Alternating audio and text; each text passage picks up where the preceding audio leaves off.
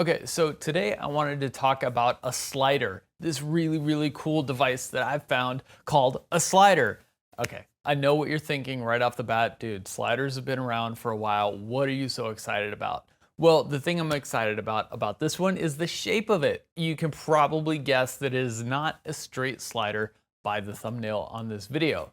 So, the reason I'm so excited about this slider is it's a parabolic slider, which is something I haven't really seen before outside of, say, like a big Hollywood production. Something that's set up on like several of its own stands, and you've got this big like wheel dolly that pushes this like 50-pound camera across. No, that's not what I'm talking about on this one. This slider is quite a bit smaller, quite a bit more compact. In fact, you can backpack with this thing if you want to. It's so small. So cool. Now, there are some things to love and some things not to love about the slider, so let's get into it. Before we get into this, have you heard of or used a parabolic slider before? Let me know. Put that down in the comments. I'm curious because I was just curious about different sliders and how that technology has evolved over the last few years, looking at different ones, and I came across this and I was like, what is this? This is cool. I want to check it out and hopefully share that information with you. So let's go. So you might be asking yourself, what exactly is a parabolic slider? Well, simple answer is it's just a slider on a curved track. So it's better for, say, headshots or interviews, things like that, where you don't want to just pan across the subject. This allows you to keep your subject more centered in the frame while giving a more dynamic background to your shot. Because let's face it, sometimes interviews are boring. You've never sat through a boring interview, have you? Nope, never. Nobody ever has. So it might be a little much to sit here constantly watching me go back and forth and the background go back and forth even further. So for the rest of this video, I'm just gonna keep this centered just for the lack of not making you dizzy, hopefully. Okay, we're gonna stop it. So the nice thing about this, okay, I'll demo it one more time. One of the nice things about this, it has a very nice controller, which is super easy to use. So on, off, left, right, mode, and your speed. So the easiest thing about this, which way do you want to go? Dial it up, dial it down, stop it, go. Super simple to use, right? Okay, so let's get back to center. And say I want to get there quickly. Dead center. That looks right. Maybe a little bit farther. Maybe a little bit farther. Maybe a little, yeah, that's good. We're gonna stop there. So along with that controller, there's also two different modes. One is where you just hit the button and it moves by itself. And then if you hit the mode button again, that just puts it into a different mode where you actually have to sit there and hold the button for it to move.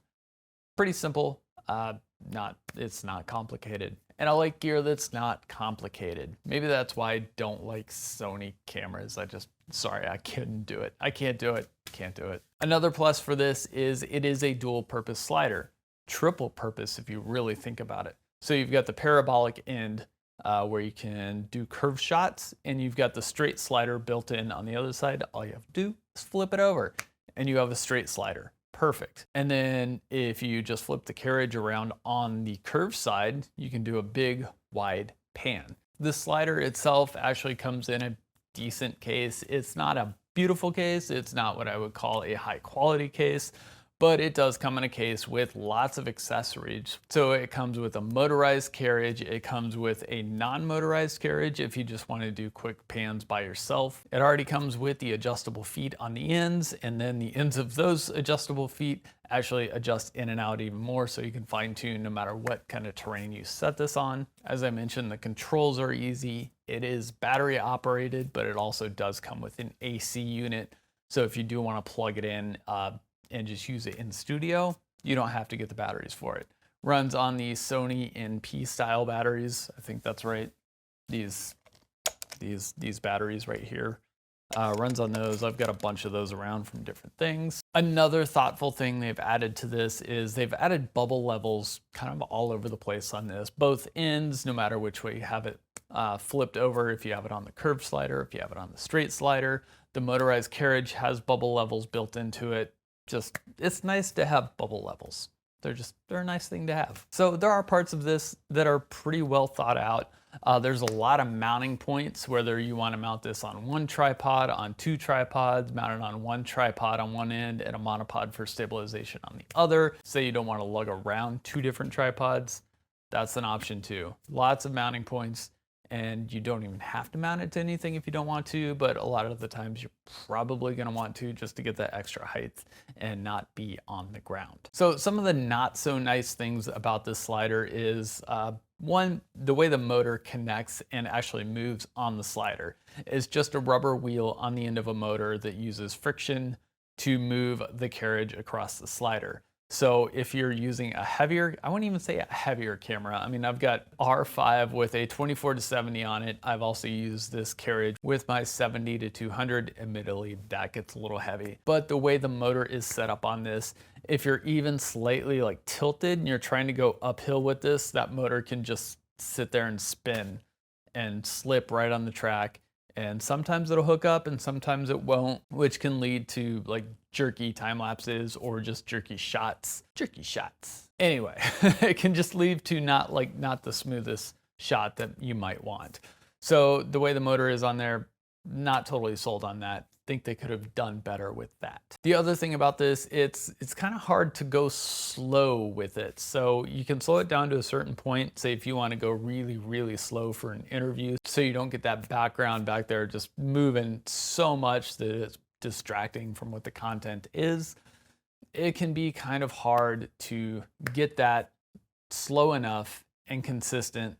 Again, sometimes the motor will stop and slip for a second and just, not be the smoothest thing. Another thing, and this just goes back to the way the motor makes it roll. You can't do vertical shots with it. You can't do anything that's up and down. It's out of the question unless you're doing it handheld with the handheld cart. And that kind of sometimes defeats the purpose of having a slider because you want to do these nice, slow, consistent shots.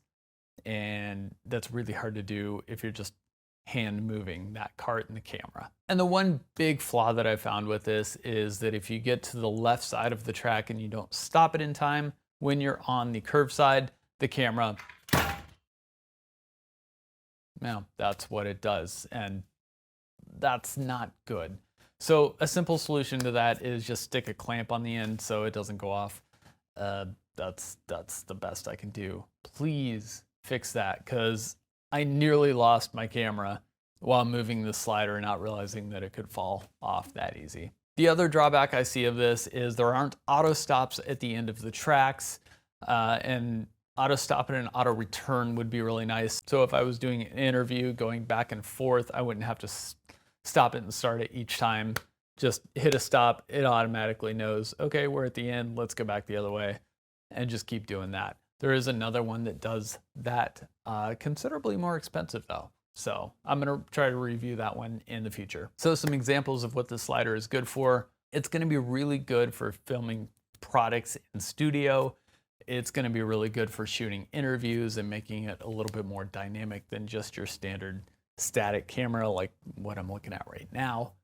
It's going to be great for doing landscapes. So if you really want to do a defined landscape, you can do it on the inside of the parabolic curve, get some foreground in there, and then the background, like they're really going to shift. It's really going to add a cool effect to it. I don't know why I didn't do that sample while I was out. I totally forgot to do it. But the other cool thing is here's a comparison of a shot on the straight slider versus the shot on the outside of the parabolic. It just really, really makes a cool effect, gives you a huge range of landscape, especially if you want to show off a wide area. This is going to be a really great way to do that. And on top of that, like I mentioned in the beginning of this video, this thing is small, it's light, it's battery powered, and you can travel with it, you can hike with it. You can go a couple of miles with this. It may not be the most pleasant thing to hike with, but it's better than carrying like 50 pounds of slider gear. So my final thoughts on this, I think it's a really cool piece of gear. It does a lot of things. They packed a lot of features into it, but I don't think it's fully thought out. Like just the perfect slider. I don't know if there is a perfect slider out there, but this one has some cool features. It does some cool things. I don't think it's worth $500. I believe they're asking around $500 for this. I say this slider, like, for what it offers and for the lack of features slash functionality it has, I say this should be in the $250, $300 range. That's just me. If it's worth it for you, if you're just doing things on like level surfaces, you don't want to tilt or go up and down, anything like that, this is going to be a decent slider for you. Personally, I think it's too expensive for what it is, but I also think it's a pretty cool piece of gear. I don't know. I'm really torn on this. Honestly, I really like it, but I think it's too expensive. That's my stance on this slider. All right, guys, if you found this useful, helpful, informative, laughable, anything like that, horrible, give it a thumbs up. Actually, give it a thumbs down if you found it horrible. If you're still here, probably just go ahead and give me a thumbs up because I appreciate it. I really do. It's so nice of you to give me a thumbs up. Thanks, guys, for the thumbs up. That's like approaching my Cletus voice. I'm just going to leave that one right there. All right, guys, hope you like this, and I will see you guys next time.